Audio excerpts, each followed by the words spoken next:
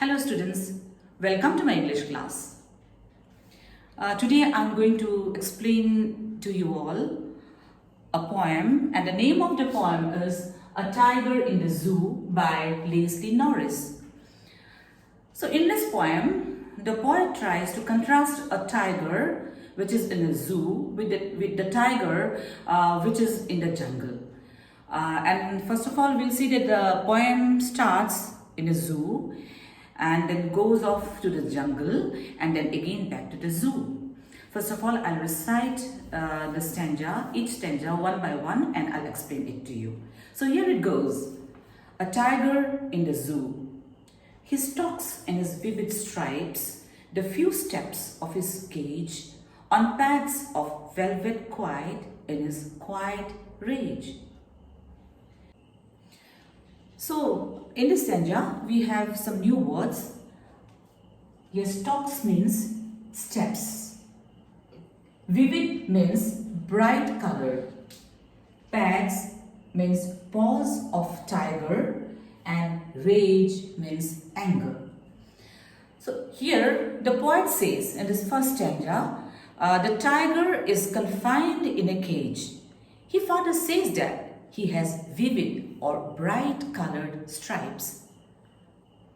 You all know that the tiger has stripes in its body. The tiger can only take few steps as the cage is small and as such not easy to move. One cannot hear his footsteps because he has very soft feet like velvet. And so there is no sound of the tiger's footsteps. The tiger tries to control his anger quietly, walking in the limited area of the cage. He is angry because he is not free. So I'm reading the first stanza again. He stalks in his vivid stripes the few steps of his cage on pads of velvet quiet in his quiet rage. I hope you have understood the first stanza. Now I'll move on to the second stanza. He should be lurking in shadow, sliding through long grass, near the water hole where plump deer pass. So in the stanza, you see, lurking means hidden,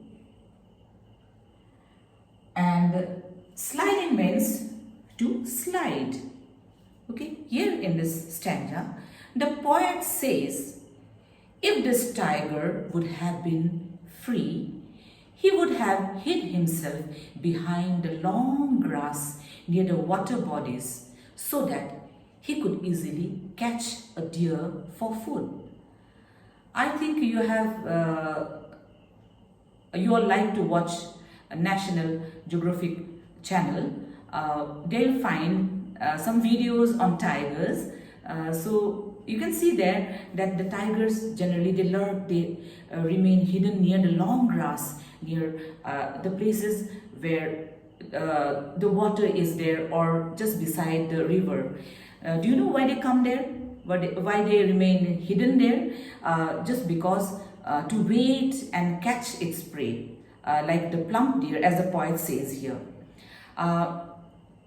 So basically, you will find that the tigers, they hide behind the long grass near the water bodies so that they could easily catch a deer or any other animal for food. So basically, the poet wants to say that the actual life of a tiger is in the jungle, where he could live freely, where he could catch his plump prey. But this tiger is in the cage, and so he cannot do so. So now let's move on to stanza 3. He should be snarling around houses at the jungle's edge, baring his white fangs, his claws, terrorizing the village. Here, snarling means warning sounds made by animals. And fangs means sharp tooth of animals. So, in this stanza, the poet says that a tiger would have been if the tiger would have been free, he would have snarled around the houses located at the outskirts of the forest, that is just at the edge of the forest. Some villages are generally settled just near the edge of the forest. So he says about those villages. This tiger would have terrorized people with his sharp tooth and claws, and would have created fear among the people living in the villages. So here's one point that I would like to say, that is, in the first stanza you have seen that the picture is of a zoo, but in the second and third stanza you'll find that it is the picture of a natural habitat, of a jungle where generally the tiger lives. So now we will move on to the fourth stanza. But he's locked in a concrete cell, his strength behind bars, stalking the length of his cage, ignoring visitors. So here concrete means buildings made of bricks, cements and sands. So it says that the tiger is locked in a concrete cell, a cell made of cement, bricks and sands. In this fourth stanza, we again come back to the zoo. So here in this stanza, the poet comes to the reality of the tiger that is inside the cage. The tiger is confined behind bars. As such, his ferociousness and strength is behind the bars. He just takes his steps in the cage because he has nothing to do so. He does not look at his visitors because many people come to the zoo, isn't it? But the tiger doesn't pay any heed to the visitors because he cannot attack them. So this is about the fourth stanza. We'll move on to the fifth stanza, that is the last stanza. He hears the last voice at night, the patrolling cars, and stares with his brilliant eyes at the brilliant stars. So here the poet says that the tiger hears the sounds of the patrolling cars. So the patrolling cars are the vehicles of the police, which are used to guard at night. The tiger then stares at the shining stars with his shining eyes.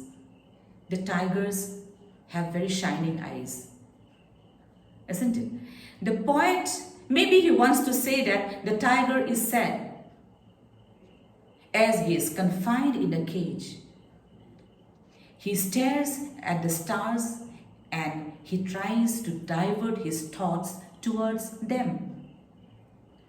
In spite of his shining eyes, though he stares, it seems he is sad because he is not free. He loves to be free, but now he is in a cage, confined in a cage. I hope you all liked the explanation. If you have liked the explanation, please give comments and likes. And even if you didn't like the explanation, do give comments so that I can improve my explanation. Thank you so much. Stay safe. Bye-bye.